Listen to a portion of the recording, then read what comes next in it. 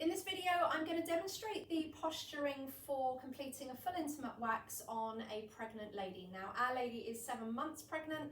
What I'm going to show you will apply for the entire pregnancy. So priority is to not put any pressure on the lower abdomen or lower back area. So we've just got the back of the couch slightly raised. The opposite leg is knee bent, foot flat to take some of the pressure.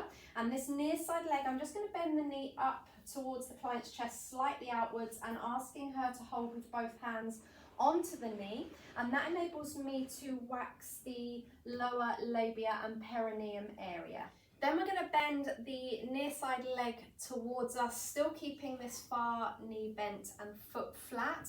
This then enables us to work on the entire side, removing the hair from the upper part of the pubic mound down through the labia. And then we repeat this process on the other side. So the near side knee will be bent with the foot flat, and then just asking client to hold the knee towards the chest so that I can remove from the perineum lower labia here, and just bending the leg out to the side gently, allowing me to remove from the upper pubic mound and mid labia area.